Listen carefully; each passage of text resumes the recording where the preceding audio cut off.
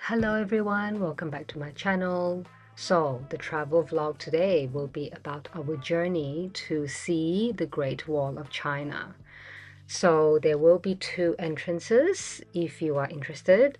So one of the entrances is called Badaling, which is one more extra hour on the bus from Beijing. And the other one, which is the one we chose to take, is the Mutianyu entrance. So it is about 2.5 to 3 hours of bus ride to this Mutianyu entrance. So the bus drops us off at the foot of the mountain because, mind you, the Great Wall is actually situated on the mountain. So then we have to walk a little bit of a distance up the mountain to then take the cable car to the Mutianyu entrance. And one of the vendors was selling flags, so I could see a Malaysian flag in there. So you could buy a flag, wave it around as you take photos.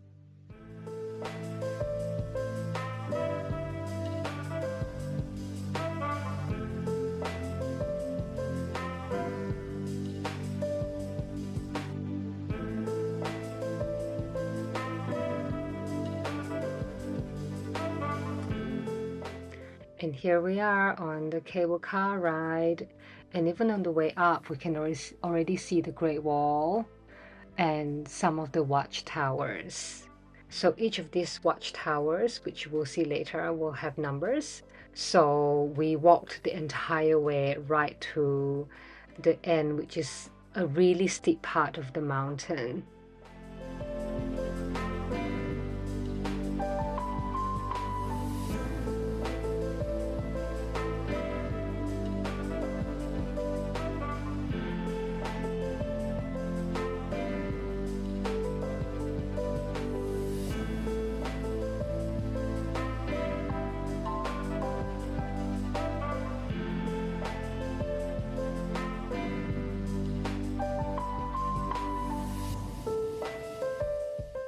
So this section of the Great Wall, the Mutianyu section, really is built along the ridges of the mountain, therefore resembling a flying dragon. It is also the most restored part of the wall, and I guess it also means that it is the safest way for tourists.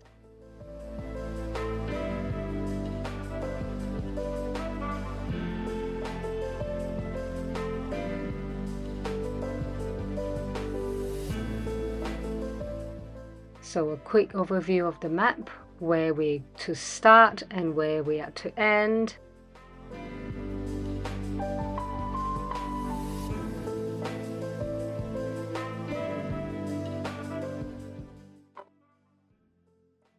And if you come to the Mutianyu section, you start at Tower 14 and you end at Tower 23.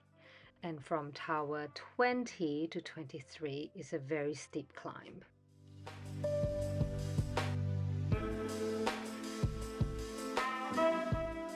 The side road for a lot of the vendors. So as you'll see along the way, hopefully I'll show you, be able to show you, they are like little food stalls that's selling drinks and little snacks.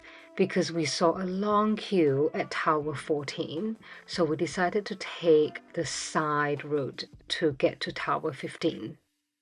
But on the way back, we passed by Tower 14.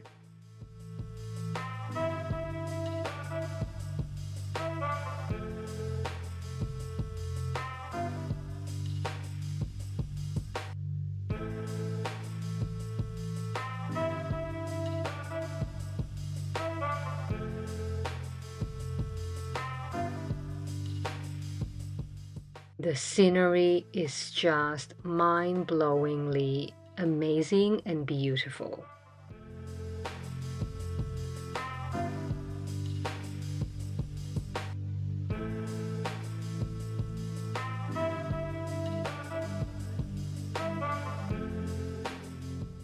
So throughout the history of the Great Wall, so for the last, 2,000 to 2,500, 2,000, So the history of the Great Wall is also one of the, I suppose, invention, you could say, of Qin Shi Huang, which is the king who created the Terracotta Warrior Army. And even during this time of 2,200 years, throughout the history of many, many emperors to come and many, many dynasties, the Great Wall has been restored along the way, it's been protected, and it has been used as a form of defense against invaders.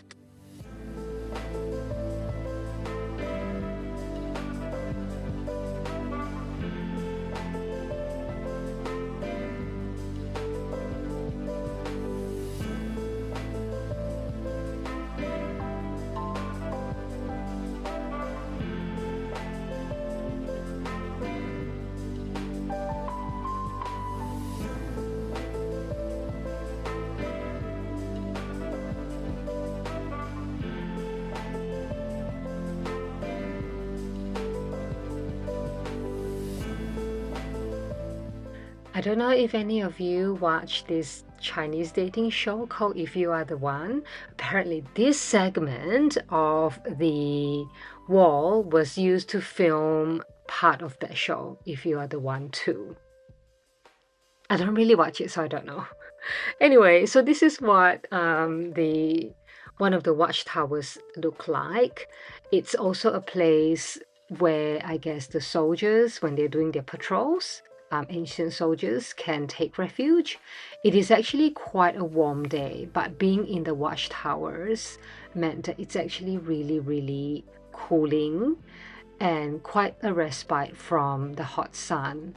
But you can see lots of beautiful scenery from the windows, from the many windows in the watchtower.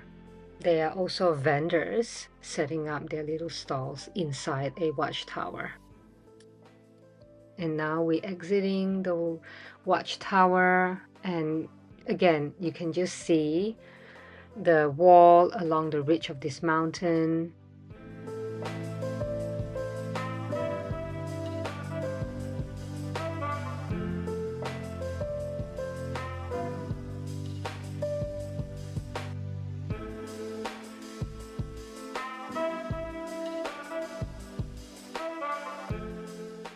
So these bricks, these flat ones, I think these are the restored bricks, but the wall itself is thousands of years old, or whatever they can patch up is new, but this is pretty much thousands of years old relic.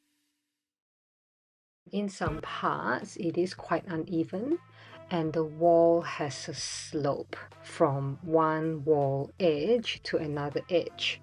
You might, I think you can just about see it sort of slopes downwards, and this is so that water flows down one side.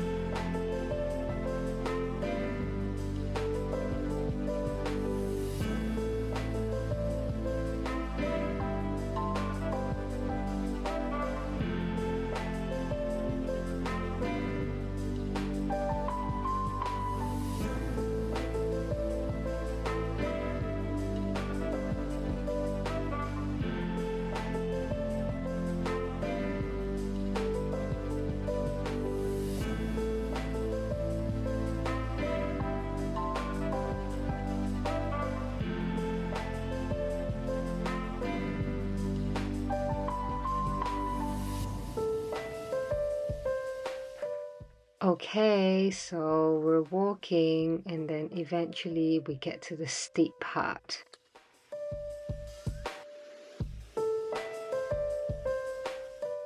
This person at the edge, the bottom left hand corner of this picture, he's got carrying 2 plastic bags on a pole. He's one of the vendors that's selling drinks and snacks along the wall.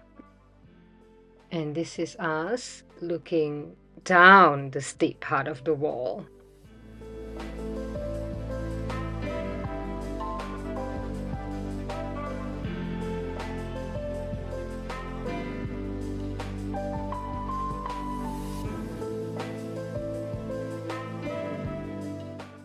And finally, we got there. This is called the Heroes Platform. And if you look further on, the little gate here is sort of shut. You can just see the uneven sort of original brick paving. So as it appears, there is a line to walk down the steep climb to go down to Tower 14. And there you see, it's because it's very narrow.